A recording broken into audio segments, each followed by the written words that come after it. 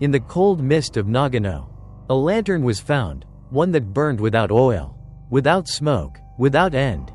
They called it the lantern that burns forever. A relic of gods and blood, a flame that remembered every soul it consumed. But light is not mercy, and the brighter it burns, the deeper the shadows it leaves behind. Tonight, we open the final record of the curse. The Woman of Light, Chapter 1. The Light Within the Mist. The rain had fallen endlessly for 3 nights over the mountains of Nagano. The entire village of Tsukumo was swallowed in thick, motionless fog, so heavy that even sound seemed to drown within it. Only the tapping of water against the thatched roofs and the wind sighing through the bamboo grove remained, as if the world itself had fallen silent. Takeshi, a poor woodcutter living alone at the edge of the forest, listened to the rain. Villagers always said the forest was cursed by the dark god Kurigami. Anyone who entered after dusk would never return. But that night, a violent storm had swept away the pile of firewood Takeshi had spent all day cutting. With no choice left, he took his oil lamp and stepped into the forbidden woods. His faint light barely illuminated a few feet ahead. Branches clawed at his sleeves like skeletal hands. The smell of damp moss and rotten bark hung thick in the air. Then, through the fog, Takeshi saw another light, not fire, not oil, but something that glowed on its own. The light shimmered softly between the mist, golden and steady, untouched by the wind or rain. It came from deep within the forest, from the direction of the ancient spirit tree no one dared approach. The light didn't flicker, it pulsed, as though breathing. Takeshi stopped, heart pounding. Greater than, will-o'-the-wisp, he whispered. Or someone else lost out here? He stepped closer. Each footstep brought the glow nearer until he reached a clearing. There, hanging from the twisted branch of a dead tree, was a paper lantern, old, torn, and soaked from the rain, yet burning brightly. The flame inside did not waver, even as the wind screamed through the trees. It burned calm and golden, steady as a heartbeat. The paper didn't char, didn't tear. Instead, it glowed faintly, like living skin. At the base of the tree lay a cracked wooden box, engraved with the characters, Ju Luo Shian, Kurigami. Takeshi froze. He recognized the name, the long-abandoned Kurigami Temple, destroyed by fire over a century ago. The temple had once worshipped the god of darkness before it was sealed and forgotten. A gust of wind swept through the clearing. The lantern swayed gently, and in that moment, Takeshi swore he saw a woman's reflection in the light. Long black hair. A white, expressionless face. Eyes as deep as the night itself, staring back at him. He stumbled backward, breath shallow. But when he looked again, the figure was gone. Only the golden glow remained, warm, almost inviting. The rain began to fade. Something within Takeshi, fear, curiosity, perhaps destiny, urged him to reach out. Greater than, so beautiful, he murmured, a flame that won't die, even in a storm. And with trembling hands, he took the lantern down. No one saw the shadow that moved behind him, or heard the whisper that followed as the rain began again. Greater than, you found me, at last. Chapter 2. The Village Under the Curse. The next morning, the rain stopped, but the mist still blanketed the village of Tsukumo. Droplets hung heavy from the rooftops, falling one by one with a hollow sound, as though the land itself was sighing. Takeshi returned home at dawn, soaked to the bone, clutching what he believed was a divine relic, the lantern that never went out. He placed it carefully in the center of his small wooden house, wiping the dust and dirt from its old paper frame. When his fingers brushed the lantern's surface, he felt a faint warmth, like touching human skin. He flinched, heart pounding, but when he looked again, everything appeared ordinary. The flame inside burned softly, steady and golden, like the breath of something alive. News spread quickly. By noon, curious villagers crowded around Takeshi's house, whispering and gasping. To them, it was a miracle. An old woman trembled as she bowed before it. Greater than, the god Kurigami must have forgiven us. The light has returned to bless our village. Takeshi smiled awkwardly, but unease gnawed at him. He still couldn't shake the memory of that pale woman's face in the woods. He told himself it had to be exhaustion, a trick of the storm. That night, he lit the lantern again and placed it in the middle of his room. The light flooded every corner, a strange, blood-tinted gold that distorted the shadows on the walls. The outlines of furniture stretched and twisted grotesquely, writhing like living things. Takeshi watched until sleep claimed him. He dreamed of a burning temple. The sound of a bell echoed through flames. A girl in a white kimono was bound to a stone altar, tears streaming down her cheeks, blood dripping into a paper lantern below her. The fire swallowed everything. Before darkness took him, he saw her lips move. Greater than, do not light it again. Never let this light touch your face. Takeshi awoke drenched in sweat. The lantern was still burning, calm and golden. But in its reflection, the flame seemed to smile. 3 days later, death came to Tsukumo. The first was a boy named Akio, the first to have seen the lantern. He woke screaming in the middle of the night, shouting, "Greater than, she's looking at me from the light." By morning, he was dead. There were no wounds, no sign of struggle, only eyes burned black, his lips curled in terror. Then came the second, and the third. All had gazed upon the lantern's light. All died with the same marks, blackened eyes, mouths twisted in silent screams. Panic swept through the village like wildfire.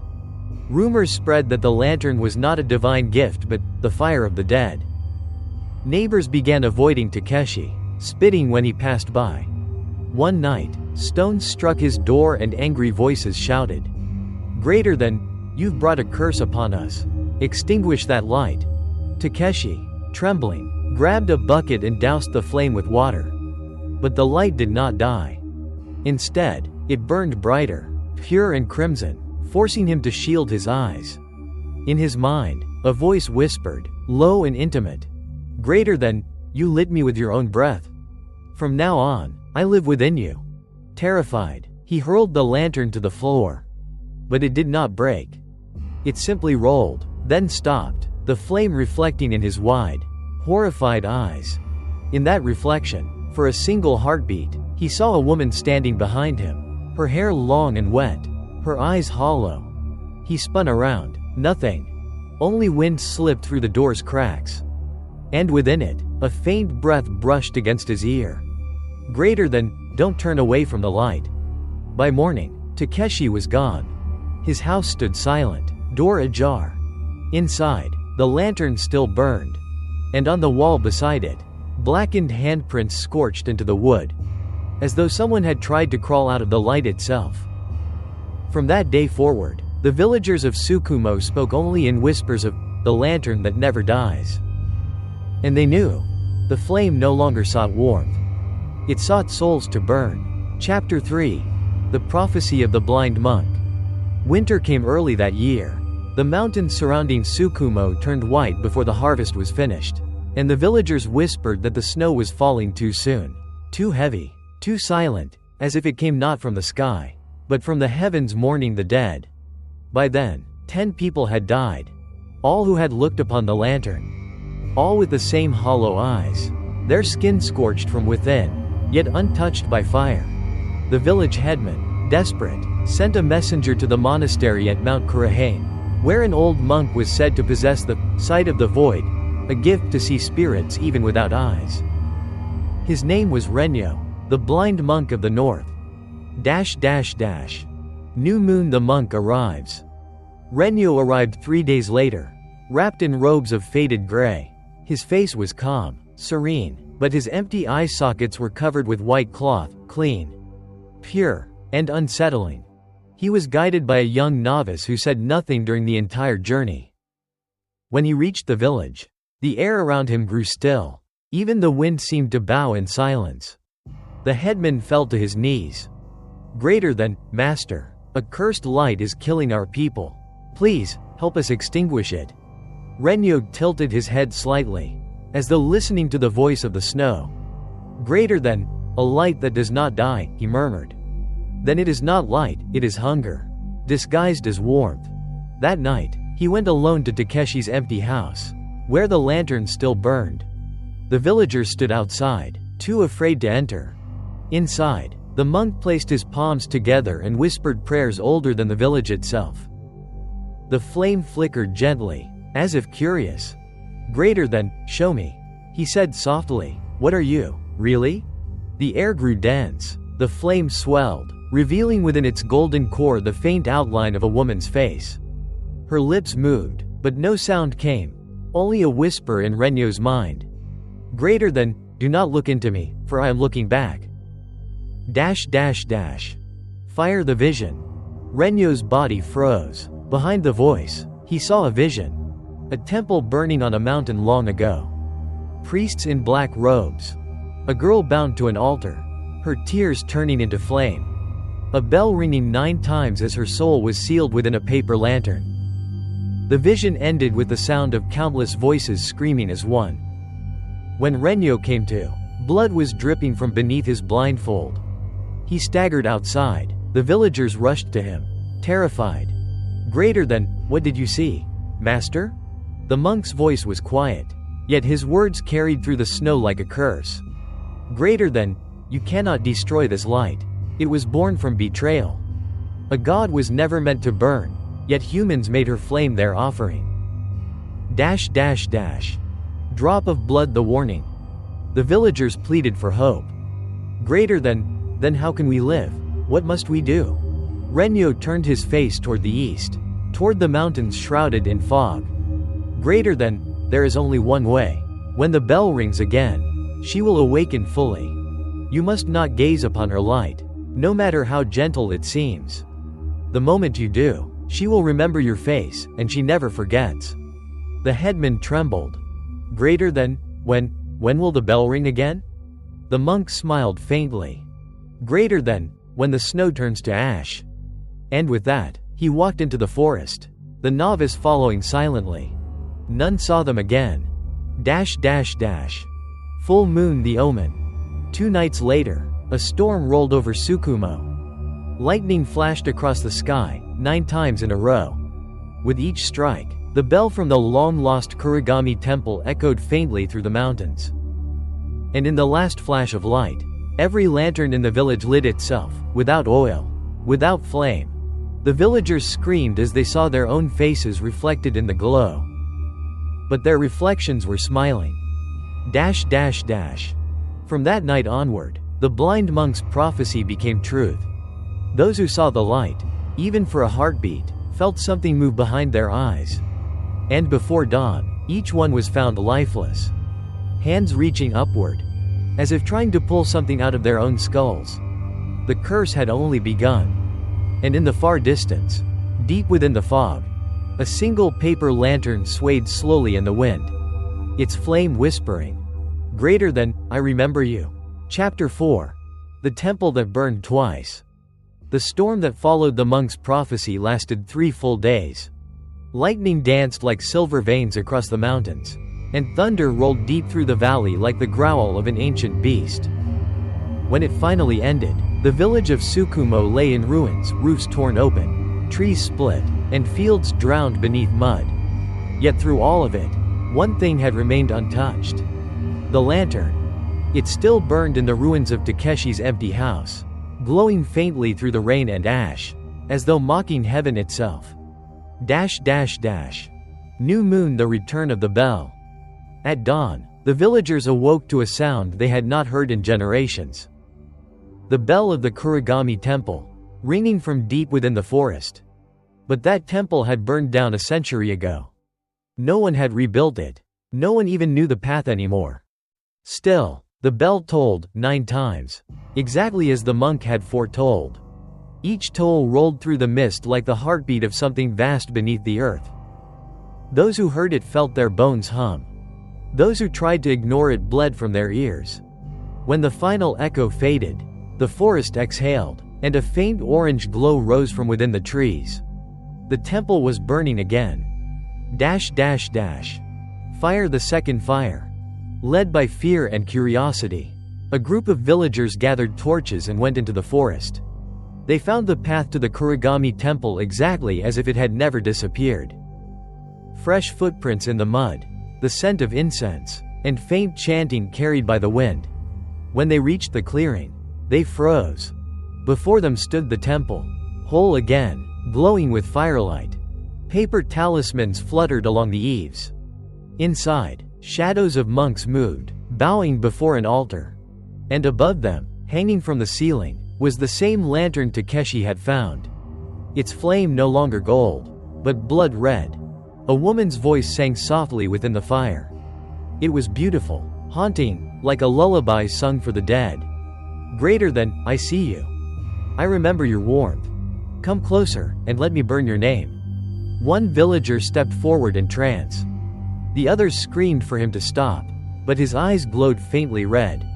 When he touched the temple gate, his skin blackened instantly, and he fell wordless into the mud, still smiling. Then the fire spread outward, though there was no wind. It leapt from tree to tree, turning snow into steam. The temple itself began to collapse, not from the flames, but from the weight of countless hands pressing out from the walls. As if hundreds of souls were trying to escape the burning wood. Dash dash dash. Drop of blood the thing within.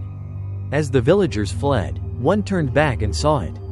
Through the collapsing gate walked a woman draped in white, her long hair floating behind her like a dark veil. She carried the lantern in both hands. Her face was calm, almost tender, but her eyes burned like coals. The fire around her dimmed, bowing before her steps. When she spoke, her voice came from everywhere, the trees, the earth, the air. Greater than, they burned me once. They burned my God twice. Now I burn for them. The flames roared back to life, swallowing the temple whole. A pillar of light rose into the sky, piercing the clouds. For miles, people saw it, a tower of red fire twisting into the heavens. Then, silence. When dawn broke, the temple was gone. No ashes, no rubble, only a circle of glassed earth, as if the ground itself had melted. In the center, the lantern stood upright, still burning, still alive. Dash dash dash. Full moon the curse spreads. That night, the villagers tried to flee Tsukumo. But every road led back to the same place, the hill where the temple had stood. No matter which direction they took, the fog returned them to the burning field. Some went mad, others knelt and prayed. One old woman screamed until her voice broke. Greater than, the bell didn't stop ringing, it's inside our heads. And indeed, from that night on, the villagers could hear the faint chime of a bell behind every heartbeat. The curse of light had consumed them all. Dash dash dash. In the distance, through the final veil of mist, the blind monk's last words seemed to echo once more. Greater than, when the snow turns to ash, the god will open her eyes. And somewhere deep beneath the scorched earth, something stirred. The second burning was not an end, but a rebirth. Chapter 5. The Woman in the Smoke. The village of Tsukumo no longer existed. Where homes once stood, there was only blackened soil and twisted wood, frozen under the pale moonlight. Snow fell again, soft, silent, and gray, as if the sky itself was dropping ashes instead of flakes. No one remained but the wind. No one, except the woman in white, wandering through the ruins with the lantern that never died. Dash dash dash. New moon the survivor. 3 days after the second fire, a traveling priest from Shinano passed through the valley. He found a single survivor, Haru, a young boy of 14, half mad and burned across his back. He was sitting beside the well, mumbling to himself, staring into the mist. When the priest approached, Haru turned his head slowly. His pupils were dilated, red veins webbing his eyes. Greater than, don't look at the light, he whispered. She's still here, she's walking between the smoke. The priest, thinking it was fever, offered him water. But when Haru looked down, he screamed. For the reflection in the water was not his own. It was the face of a woman smiling faintly beneath the surface. The priest drew a charm of protection and began chanting, but the water turned red, steaming in the cold air. From the depths of the well, a hand rose, pale, wet, delicate, and brushed Haru's cheek. He froze, then smiled. Greater than, she says she remembers me. Before the priest could move, the boy leaned forward and fell into the well. There was no splash, only the hiss of boiling water, and a faint glow rising from below, as if a flame had been lit in the heart of the earth. Fire. The smoke takes form. The priest fled toward the mountains. When he looked back, he saw smoke rising from the ruins of the village, curling upward into the clouds. But the smoke wasn't gray, it shimmered faintly gold, and inside it, shapes began to form. Faces, hands, and silhouettes of the villagers, walking as if in a procession. At the front of them moved the woman in white, the lantern in her hands glowing softly. Each time she passed through a soul of smoke, it dissolved into light, absorbed by the lantern's flame. The priest fell to his knees, weeping. Greater than, you're not a spirit of vengeance, he whispered. You're gathering them, you're taking them home. But as he watched, the woman turned her head. Her eyes met his, two hollow voids reflecting flame. And in his mind, her voice echoed. Greater than, home? There is no home, only the light, only me. The priest collapsed, clutching his chest. When he opened his eyes again, the smoke had vanished, and the entire valley lay silent beneath the snow. Only the faint bell of Kurigami rang once, far away, then faded into nothing. Drop of blood. The lantern moves. Weeks later, travelers passing through the mountains began to tell strange tales. They spoke of a golden light floating through the fog at night, and of a woman in white who appeared at crossroads, carrying an old lantern. Those who followed her never returned. Those who turned away sometimes heard her voice behind them, soft and mournful. Greater than, why do you fear the light? It's the only warmth left in this world. Villagers in nearby towns started locking their doors before sunset. Mothers warned their children never to chase lights in the mist. But one night, an old man from Shirogane went missing. They found his footprints leading into the forest. And beside them, a single paper lantern, still warm to the touch. Inside, burned faintly into the paper, was the image of a human face, smiling. Full moon. The wandering flame. The legend spread like the fog itself. People called her Hikari no Onna, the woman of light. Some said she guided the lost to safety. Others said she led them to their deaths. But all agreed on one thing: the lantern never dimmed, and wherever it appeared, someone vanished. Years later, monks from a distant temple tried to purify the valley with prayer. They found nothing, no corpses, no ruins, only a circle of black earth. And in its center, a small pool of water reflecting a single flickering light. When they leaned closer, a whisper rose from the reflection. Greater than, you came to pray. Then burn your prayers with me. The water ignited, and the monks' shadows danced against the valley walls like flames. From that night onward, travelers learned never to speak of Tsukumo aloud. For in the darkness, somewhere behind the veil of fog, a woman's voice still drifted through the cold. Greater than, I remember your face. You looked at my light once. And when the mist parted, the faint outline of a lantern glowed once more. Moving, breathing, alive. Chapter 6. Blood on the Paper Lantern. The legend of the wandering lantern should have ended with the ruins of Tsukumo. But fate has a way of carrying curses through time. A century later, in the quiet town of Matsuba, the story began again, with a young historian named Shinji Okada. New moon. The lantern's return. Shinji came from Tokyo to Matsuba to study folk curses and forgotten shrines. He was rational, skeptical, a man of science. But he was also haunted by dreams he could not explain. Dreams of a woman in white walking through fire, and a voice whispering his name through the sound of distant bells. One stormy evening, while exploring the archives beneath the old temple ruins, Shinji found a wooden box sealed with wax and rope. Its surface was carved with a single kanji, Ju Luo Shian, Kurigami. Inside was a paper lantern, worn, brittle, stained with something dark and ancient. It shouldn't have been possible. Yet the moment he lifted it, a faint, Golden flame flickered to life within. The rain outside stopped.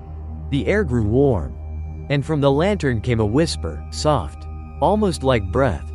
Greater than, "You found me again." Fire the whispers of blood. That night, Shinji couldn't sleep.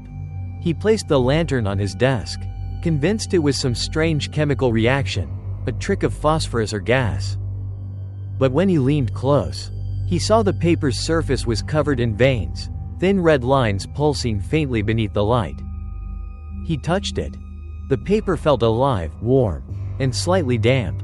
The flame flickered, and a woman's voice echoed inside his head. "Greater than, you remember me, don't you?" He staggered back, trembling. He had never heard that voice before, yet it felt intimate, familiar, like a memory buried deep in his blood. From that night onward, Shinji began hearing whispers. When he walked, they followed. When he closed his eyes, he saw her face. A pale woman with eyes of molten gold, smiling from within the light. Drop of blood the lantern feeds. 3 nights later, the lantern's glow dimmed. Worried, Shinji tried to inspect it again, but as he did, a drop of blood fell from his nose onto the paper. Instantly, the flame inside flared bright red. And for a moment, he saw something moving within. A human face pressed against the inside of the lantern, its mouth opening in silent agony. He screamed and tried to douse it with water. But the water boiled away before it could touch the flame. The smell of iron filled the room. Then the whispers returned, stronger, clearer. Greater than, the light needs blood. It remembers every soul it has burned. On the walls around him, shadows appeared, twisting, bending, taking the shape of human forms. They reached toward him, hands outstretched, their fingers merging with the glow of the lantern. Full moon the woman in the flame. One evening, Shinji awoke to find a woman standing by his bed, her back turned to him. She wore a white kimono, her long black hair dripping as if soaked in rain. In her hands, she held the lantern, now blazing gold. "Greater than, Kaho," he whispered, thinking of the woman he'd once loved. "Is that you?" She turned. Her face was both Kaho's and not beautiful, pale, yet hollowed by sorrow. Her lips trembled as she spoke. "Greater than, you see me again. Then you must help me finish what was begun." Before Shinji could respond, the lantern burst open, casting light so intense that the room vanished. In the glow, he saw a vision of a young girl being sacrificed, her blood pouring into a paper lantern. The monks chanting as the fire swallowed her. Her final whisper echoed through his skull. "Greater than, if the light lives, I cannot sleep." Fire a truth in the blood. When Shinji awoke, dawn had come. The lantern still burned on the desk. But now the paper was stained crimson. And the kanji, Ju Luoxian, pulsed faintly, like a heartbeat. He opened his notebook with trembling hands and wrote, "Greater than, it's not cursed, it's alive. The flame feeds on memory, on blood, on grief. The woman inside isn't a ghost, she's the soul of the sacrifice. Her name is Amy. She was never buried." Shinji realized what he had to do. To find her remains, wherever they had been hidden, and bring the lantern to them, so she could finally rest. But as he stepped outside, he saw something move in the reflection of his window. It was his own shadow. But its hands were glowing red. And from the lantern behind him came the whisper, soft and tender. "Greater than, if I sleep, who will keep you warm?" That night, Shinji disappeared. His room was found empty except for the lantern. Still burning, its paper streaked with fresh blood. And beneath it, a single note. "Greater than, when the blood dries, the light will find another." Chapter 7. The Lantern Maker. Kyoto, 1931. The city glowed at night with 1,000 paper lights, soft, delicate, and human-made. Among the narrow alleys of Gion stood a small workshop called Hikaria, where an aging craftsman named Kenji Arakawa lived and worked in solitude. Kenji was known for his artistry. He believed that every lantern carried a soul, that its flame was the breath of its maker. He often said, "Greater than, a lantern is like a heart, it burns not because it must, but because it remembers." He lived quietly, shaping bamboo frames, pasting thin washi paper, painting the single word Hikari, light, on every piece. But one autumn morning, fate delivered him something different. New Moon, the market of forgotten things. Kenji loved wandering the flea markets along the Kamo River, searching for materials and relics from old temples. That morning, the air was thick with mist, and the stalls were nearly empty. He was about to leave when he saw it. A lantern unlike any other, resting on a broken shelf. Its paper was yellowed, torn in places, and the wooden ring at its base was cracked. But even stranger, inside, something glowed. Kenji leaned closer. The flame flickered softly, steady as a pulse. There was no oil, no wick, no smell of smoke. He asked the seller, an old man with hollow eyes, "Greater than, how can it still burn?" The man smiled faintly, his voice rasping like dry leaves. "Greater than, it burns by itself. And it never stops." Kenji hesitated. He thought it was a trick, some chemical remnant from temple incense or a clever mechanism. He bought it for a handful of coins. When he turned to thank the man, the stall was empty. Fire the light that breathes.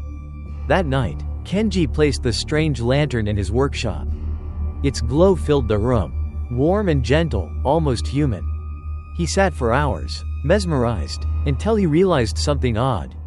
The paper was moving, rising and falling with the rhythm of breathing. When he reached out to touch it, a pulse ran through his fingertips, as if the lantern had a heartbeat. He pulled his hand back. The light flickered once, then steadied, and from somewhere within, a faint whisper. "Greater than, don't be afraid. You make such beautiful things." Kenji froze. He was alone. The workshop door was bolted from the inside. He laughed nervously, convincing himself it was exhaustion. But he did not sleep that night. The lantern's glow never dimmed. And once, just before dawn, he thought he saw a woman's shadow moving within the paper. Hair long and flowing, face turned toward him, smiling softly. Drop of blood, the curse in creation. Over the next few days, Kenji worked feverishly. Every lantern he made began to shine faintly, even without flame. At first, he marveled at it. Perhaps he had discovered a new secret of craftsmanship. A blend of paper and spirit that captured light itself. But soon, strange things began to happen. Customers returned with terror in their eyes. One woman cried, "Greater than, the lantern you sold me, it whispers at night. It says my name." Another reported seeing a face in the glow. A woman's face, pale and serene, whispering from behind the paper, "Greater than, your house is warm. I'll stay." Within days, both customers were dead. Their homes burned from within. Their corpses untouched by smoke, eyes blackened, mouths smiling. Kenji's hands began to tremble as he worked. He realized that each lantern he made was being fed by the Cursed One, the Mother Flame. The light was infecting his creations, growing stronger, hungrier. Full moon, the craftsman's fall. He tried to destroy it. He threw it into the river. It floated, glowing beneath the surface like a drowned sun. He buried it under salt and ash. The next morning, it was back on his table, perfectly clean, burning calmly. He wrote in his notebook, "Greater than, this is not a light of the living. It burns with memory. And it remembers me." On the final night, his neighbors heard a crash and saw a glow through the windows. Kenji's house was aflame. But when firefighters arrived, they found no ordinary fire. The room burned without heat. And in its center stood the craftsman, kneeling, smiling, his body glowing from within. The lantern hovered above his hands, its light reflecting on his empty eyes. Candle aftermath. When the fire was extinguished, only one thing remained intact. The lantern. Its paper, unburned. Its flame, eternal. Inspectors placed it in a sealed box and sent it to the Tokyo Museum of History, labeling it, Object 113A, the lantern that burns without oil. But one night, a janitor working late claimed he heard a voice from the sealed crate. It whispered softly, in the tone of a woman half asleep. Greater than, he made me beautiful. I'll keep his light alive. Chapter 8. The Burned Diary.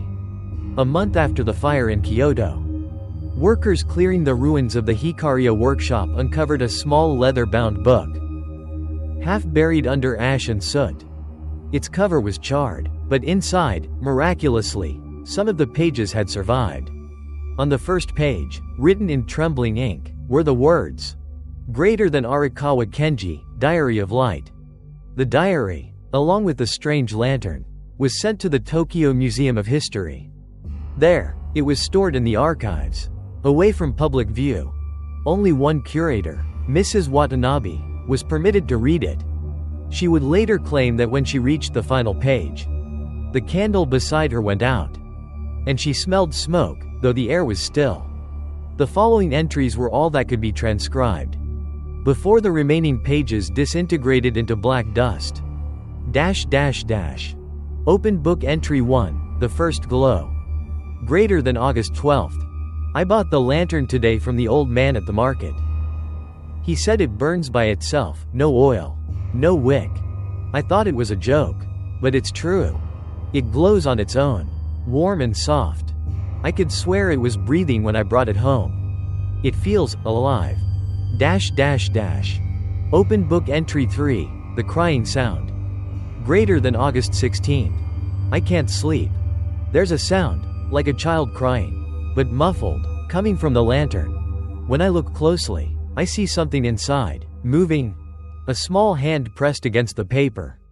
I thought it was my imagination. But in the morning, there was a red handprint. Still wet.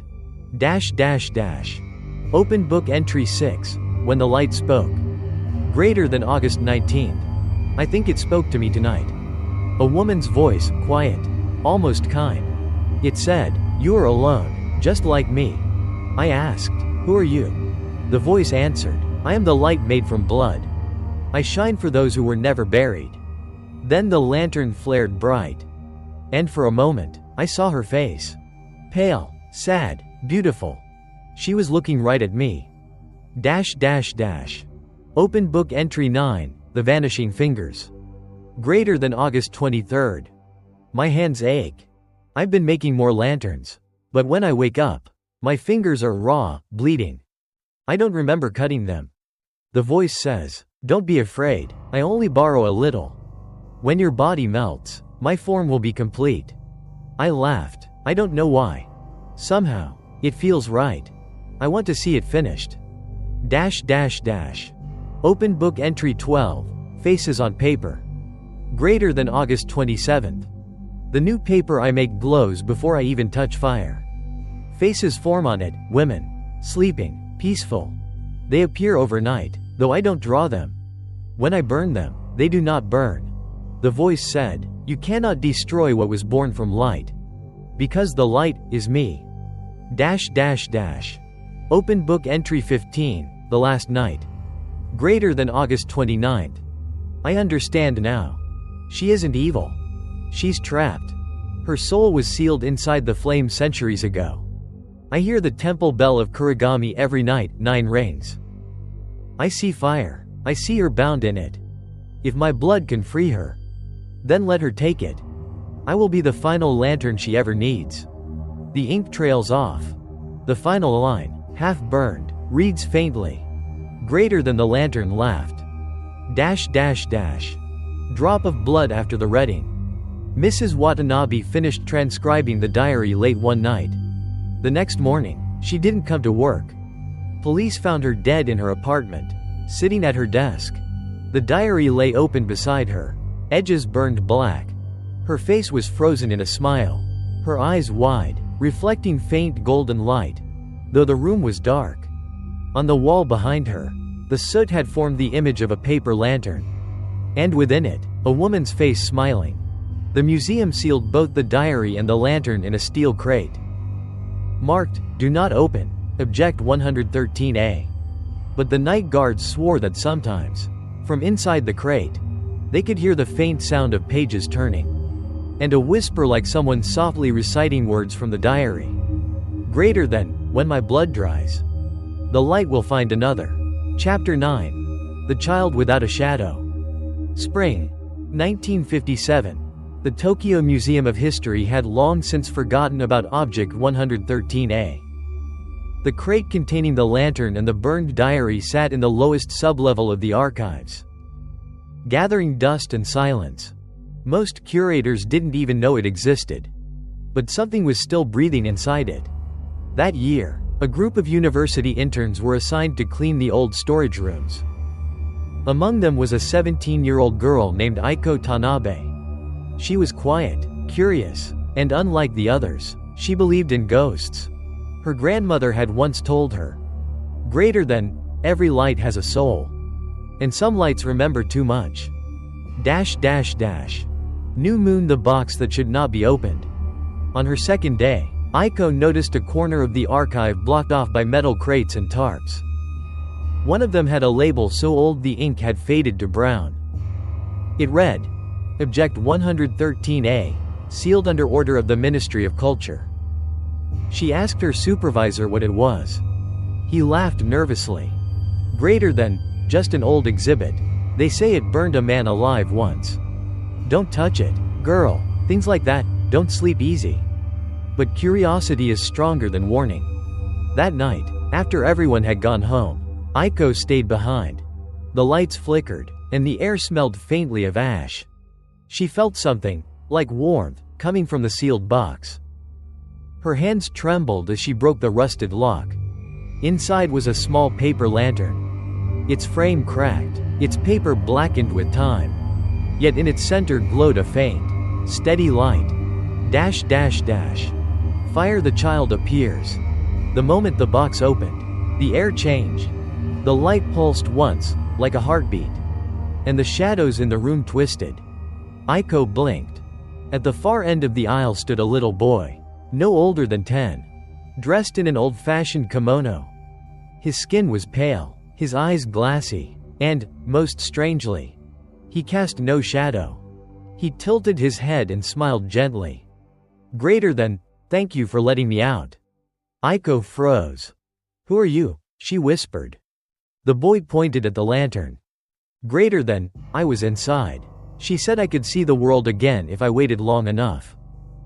Before Aiko could react, he vanished, leaving only the faint smell of smoke and the sound of footsteps echoing down the hall. Drop of blood, the missing light. The next morning, the museum staff found the lantern's crate open and empty. The lantern itself was gone. Cameras showed nothing but static during the night. Aiko said nothing. She went home early, trembling but strangely calm. That evening, she noticed something odd in her room. When she turned on the lamp, her reflection appeared in the mirror. But there was no shadow beneath her feet. She gasped and turned off the light, only to see, in the darkness, a small glow by her window. The boy stood outside, holding the lantern. Inside its flame, a faint figure shimmered.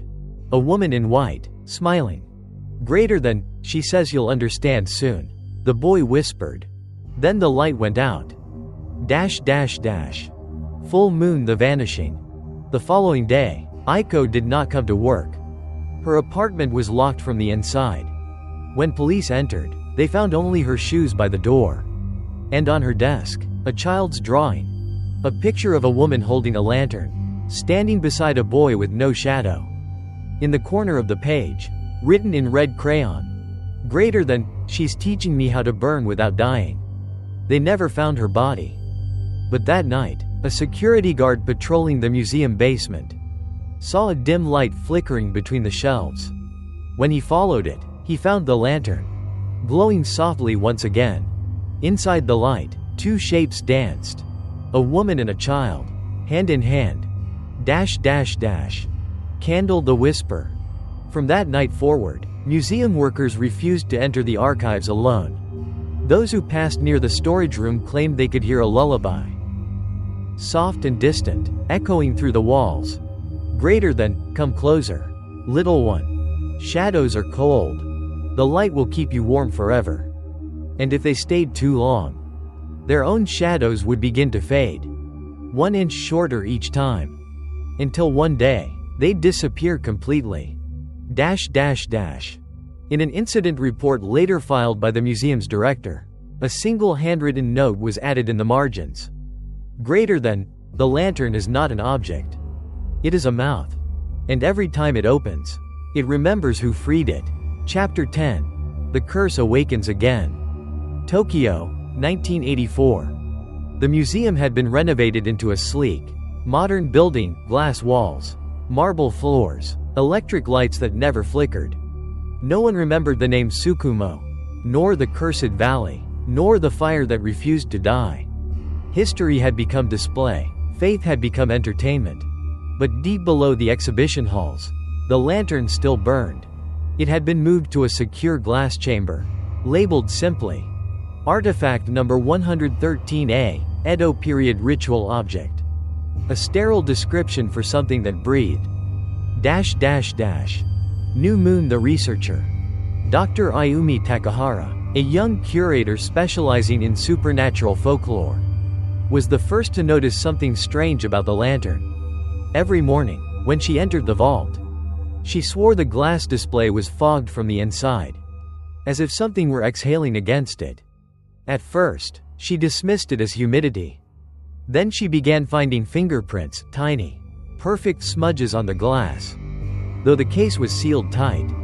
Once, she wiped them clean only to find them reappear within minutes, arranged in the shape of a small hand. She began recording her observations in a logbook. Greater than, the flame never dies. No visible fuel source. Color shifts between gold and crimson.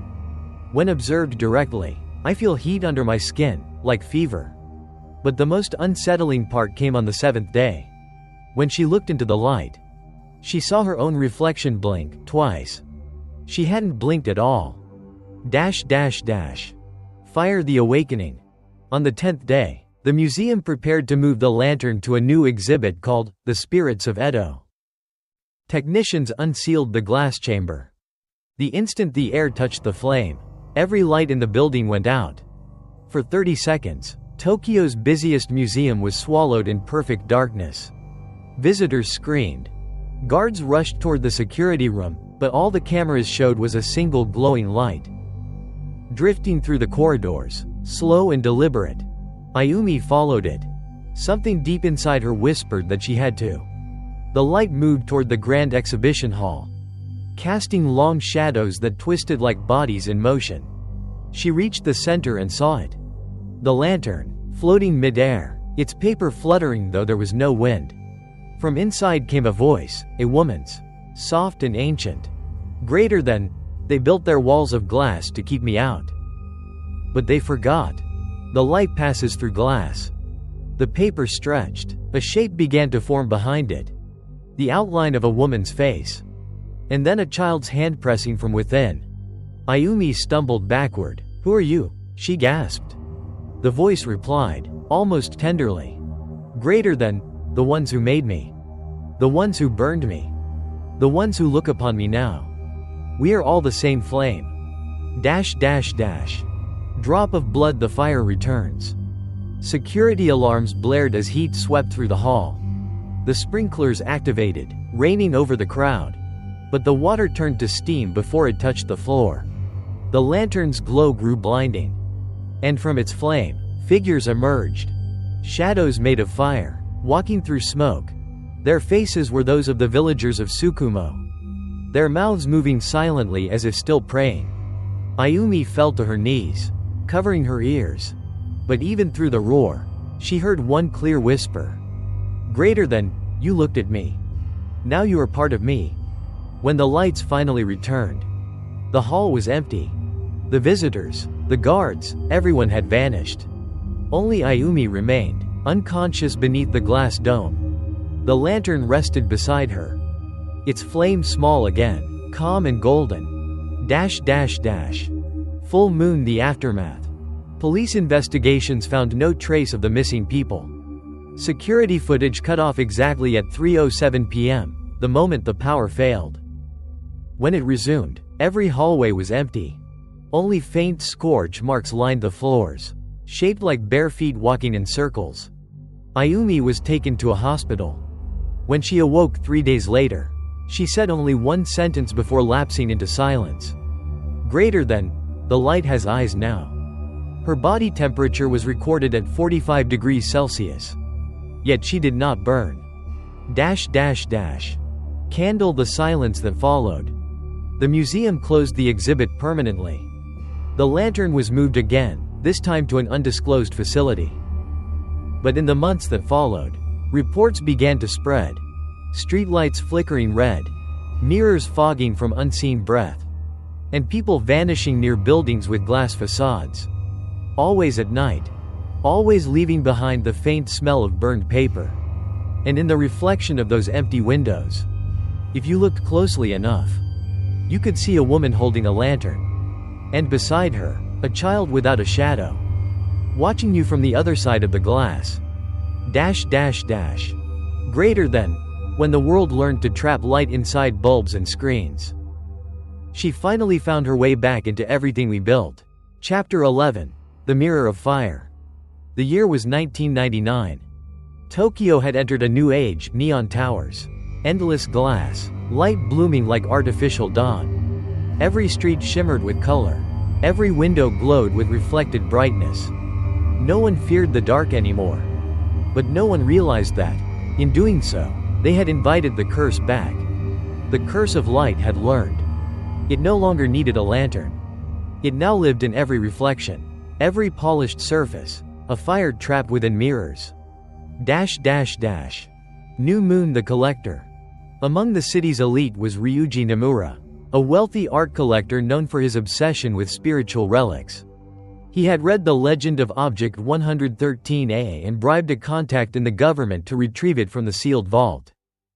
When the crate arrived at his private penthouse, he felt an almost childlike thrill. Inside lay the old paper lantern, fragile and blackened, its frame cracked from age. Yet even through its decay, a faint pulse of light still shimmered beneath the paper. His assistant, Mika, warned him. Greater than, sir, this artifact is dangerous. They say people who see it. Nonsense, Ryuji interrupted. It's history, not magic. He lifted the lantern and placed it before a full-length mirror. The glass shimmered faintly, as though reacting. The reflection of the flame looked slightly off, deeper, redder. And within it, something moved. Fire, the reflection that breathed. That night, Ryuji could not sleep. The lantern's glow flickered softly across the mirror, filling the room with shifting gold. When he turned away, he heard a sound like someone whispering his name. He spun around. No one was there. But in the mirror, a woman was standing behind his reflection. Her face was white and still, her hair black and wet. And in her hands, she held a child's lantern burning crimson. Ryuji froze. What are you?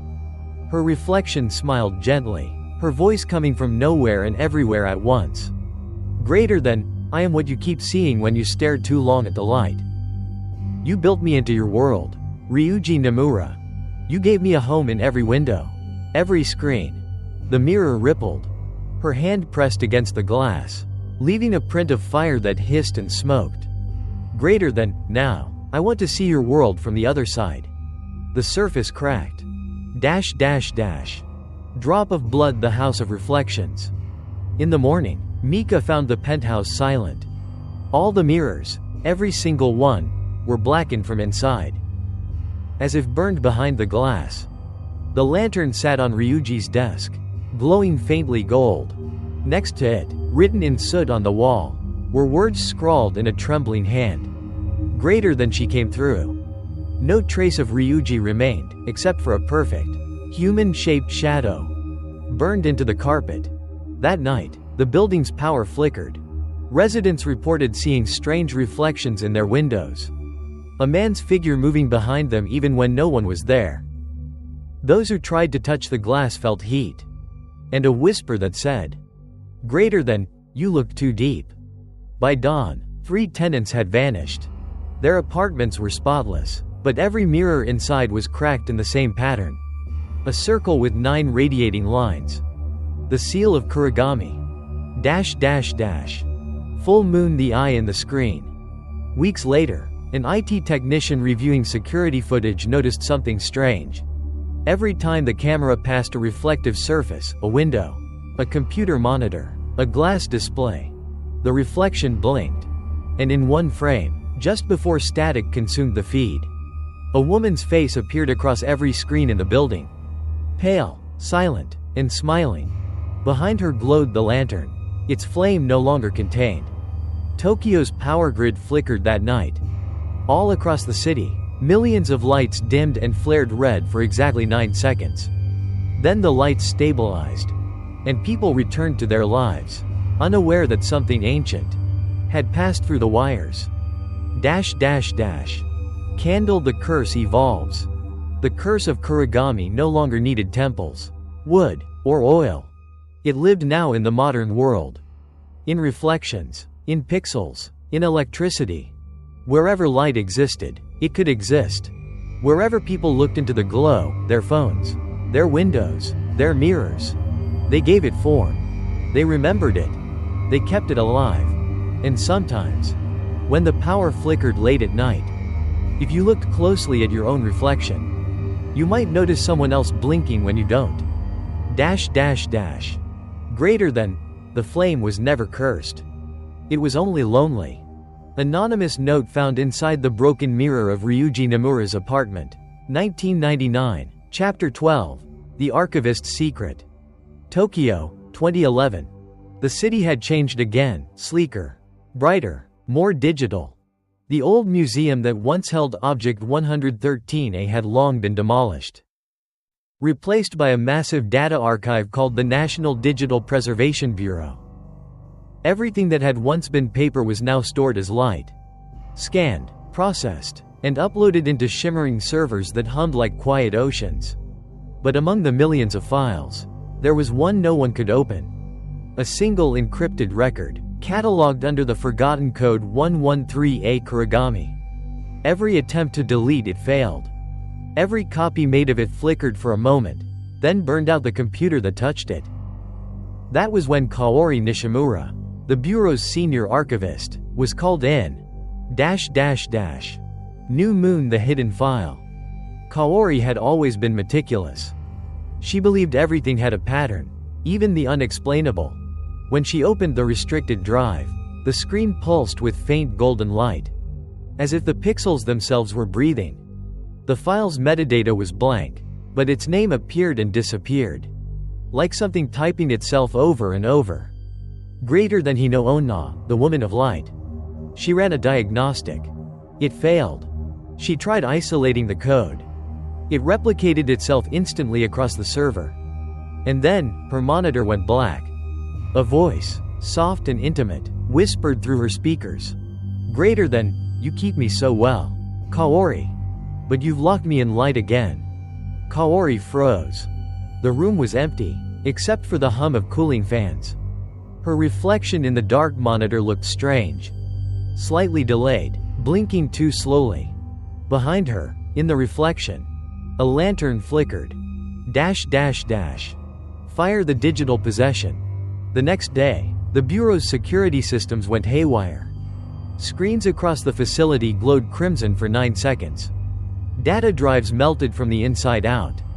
And the image of a paper lantern appeared on every terminal. Inside it burned a woman's silhouette.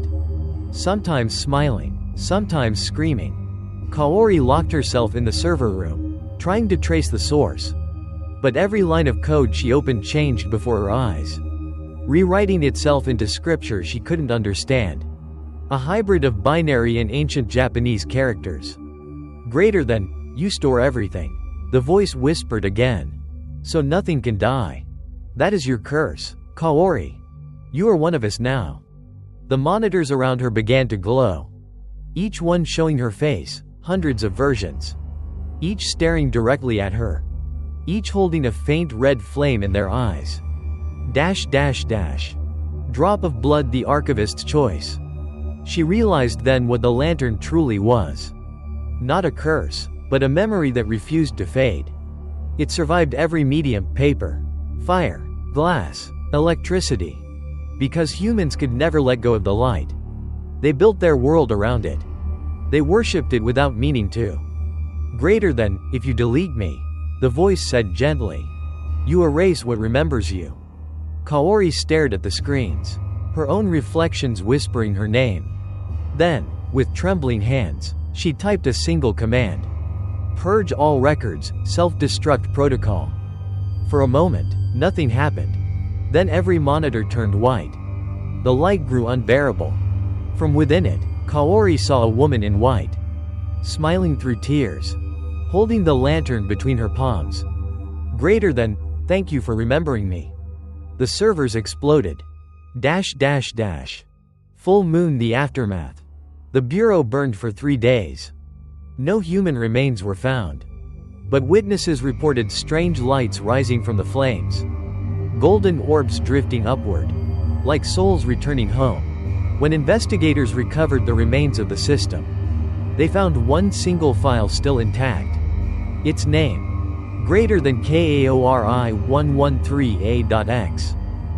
When opened, the file contained no data, just a faint image of a paper lantern glowing softly, and a single line of text beneath it.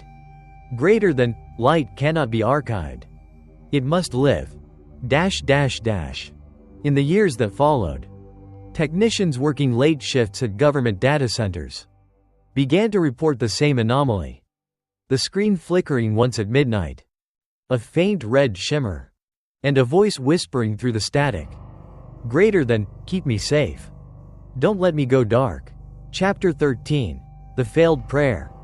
Winter, 1979. 1 year after the fire that destroyed the Tokyo Museum of History. Snow blanketed the mountains of Nagano once more. The same mountains where Tsukumo had once stood.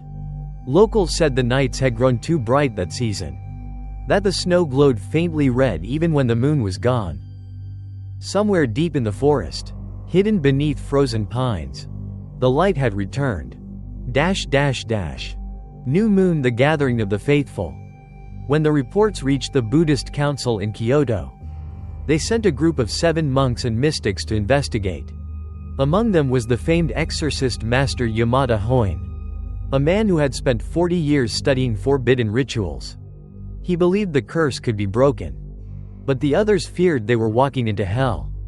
At the heart of the valley, they found the ruins of the Kurigami Temple, a circle of scorched stones and snow melted to black mud. There, rising from the center, burned the eternal lantern, still alive after a century. Its light was steady, golden red, casting no shadow, and humming softly like a sleeping heart.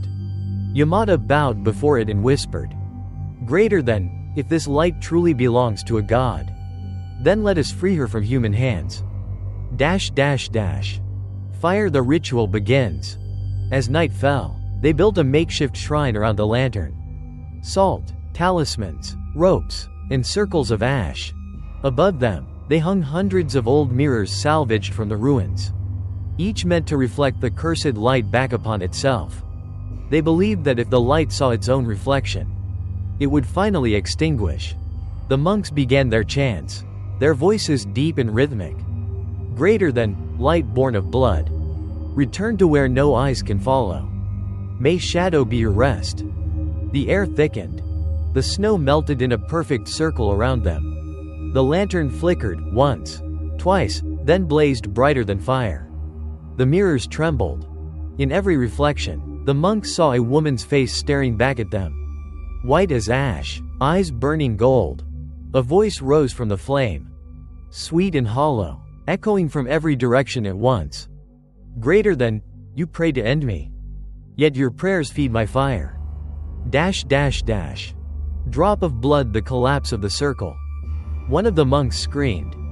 His robes caught fire, though no flame had touched him. The others tried to hold the chant, but their voices cracked, blood spilling from their mouths as the heat seared their lungs. The talismans burst into ash. The mirrors shattered one by one, until the entire shrine shimmered with a storm of molten glass. Yamada shouted over the roar. Greater than, hold the mantra. Keep the seal. But the lantern pulsed like a heart ready to burst. And from its light, 7 shadows crawled outward, each shaped like the monks themselves. Their faces twisted into silent laughter. The men fell, one after another, their bodies glowing faintly from within, as if candles had been lit beneath their skin. Yamada, the last standing, knelt before the lantern, tears boiling on his cheeks. Greater than, if the light is a curse, he whispered, then let me be its darkness. He raised his prayer beads high, then smashed the largest mirror above him. For a moment, every shard reflected the lantern's flame, hundreds of tiny suns bursting into the night. Then everything went dark. Full moon, the aftermath. When search teams arrived days later, they found the 7 monks sitting in a circle, perfectly still. Their eyes were open, glowing faintly gold. Their bodies were warm, too warm. Their blood boiled solid inside their veins. Between them, the lantern still burned, unharmed, unchanging. A young medic leaned in close to examine one of the corpses. He gasped and whispered, greater than, their lips are moving. The others listened, and beneath the crackle of fire, they heard it. The monks were still chanting, their prayers looping endlessly, as if the light refused to let them stop. The medic's laughter broke the silence. He looked into the lantern, eyes wide, and whispered, greater than, I see them. They're still praying in there. He smiled, then collapsed, his eyes black, his skin glowing from within. Candle, the final note. Among the ashes of the ritual site, investigators found one surviving scrap of paper, a fragment of Yamada's handwritten sutra. It read, greater than, you cannot smother light with faith. Faith is the flame that feeds it. That night, the snow around the temple burned faintly red again. And if one listened closely, beneath the howl of the winter wind, you could still hear the chant of 7 monks, echoing through the mountains, their voices woven into the eternal fire. Chapter 14, The Last Light. Autumn, 1983. The mountains of Nagano had grown silent again. The villagers called the valley cursed and refused to pass near it. But from time to time, travelers swore they saw a golden glow moving between the trees, as if someone still carried a lantern through the mist. That was when Miyako Arisawa arrived, a scholar of ancient Buddhist texts and forgotten rituals. She had spent years studying the story of Kurigami and the monks who vanished in fire. To her, the eternal lantern was not a superstition. It was the key to understanding why light itself refused to die. New Moon, the scholar of shadows. Miyako was not afraid. She had read the lost scroll Hikari Kurai Kyo, the Sutra of Light and Darkness, which spoke of a flame that could only be freed when it looked upon its own reflection. Her teacher had warned her, greater than, that flame is not evil. It is memory. And memory burns longer than sin. But Miyako believed that if she could reflect the cursed light into a mirror of purity, its soul might find peace. She carried with her a mirror of cleansing, forged from sacred silver and blessed water from Lake Biwa, and a small book of prayers written in her own hand. On the first night of November, she entered the forest of Kurigami. Alone. Fire the meeting. The deeper she walked, the warmer the air became. Snow melted beneath her feet, though the sky was full of it. When she reached the clearing, she saw it at last. The lantern that never dies. It hung from the branch of a dead tree, glowing softly. The light was not red this time, it was gentle, almost sorrowful. Miyako bowed deeply and whispered, greater than, if you are trapped, I will free you. She placed the mirror of cleansing before the flame. At once, the light trembled. Its reflection flickered within the mirror. Not as a lantern, but as a woman's face. Pale and calm, her eyes like molten gold. The air grew thick with whispers. Greater than, you wish to end me. said the voice from the light. "Do you not see that I am all that remains?" Miyako's hands shook. "Greater than, I see suffering," she answered. "You have burned for too long." The lantern's glow pulsed violently, and the face within the mirror began to weep. Dash dash dash. Drop of blood, the union of flame. The wind rose. Branches snapped. Miyako began her chant, her voice steady despite the storm. "Greater than, light of blood. Return to ashes. Soul of flame, dissolve within thyself. Kurigami no Makoto. Rest now." The mirror quaked, its silver surface rippling like water. The woman inside reached out a trembling hand. And Miyako, without fear, reached back. Their fingers met, and the light poured into her. Fire ran through Miyako's veins like molten gold. She screamed, but not in pain. The flame did not burn, it became her. Around her, the forest ignited in silence. Leaves glowed like stars before turning to ash. In that radiance, she saw the truth. The spirit within the lantern had once been a girl sacrificed to the god Kurigami. Her soul sealed to keep darkness away. But instead of saving the world, humans had imprisoned her in endless light. "Greater than, you are free now," Miyako whispered. "Greater than, no," the voice replied from within her. "Now we are one." Dash dash dash. Full moon, the walking flame. When the villagers saw the forest burning, they fled, but no smoke rose from the fire. Instead, a single figure walked calmly through the glow. A woman in white, holding the eternal lantern. Her eyes burned gold, her smile serene. In the morning, the fire was gone. The trees stood untouched, yet every leaf shimmered faintly, as if remembering the light that had passed through them. And in the ashes of the clearing, the mirror lay shattered, its silver turned black. At its center rested the lantern. Its flame no longer red or gold, but white, pure, gentle, eternal. Dash dash dash. Candle, the legend of the final flame. The villagers later rebuilt the Kurigami temple in Miyako's honor. They placed the lantern within the main hall. And for the first time in centuries, those who prayed before it felt warmth instead of dread. But sometimes, on nights of heavy rain, the flame would shift from white to crimson, and shadows would dance upon the walls. Shadows shaped like two women, one mortal, one divine, standing together within the same light. A monk once asked the abbot, "Greater than, has the curse ended?" The old man smiled faintly. "Greater than, no, it has changed. The light no longer devours, it remembers." And when the wind passed through the temple doors, it carried a whisper so soft it could have been a sigh. Greater than, not all flames burn. Some only long to be seen. 15. The Eternal Light. Spring, 2024.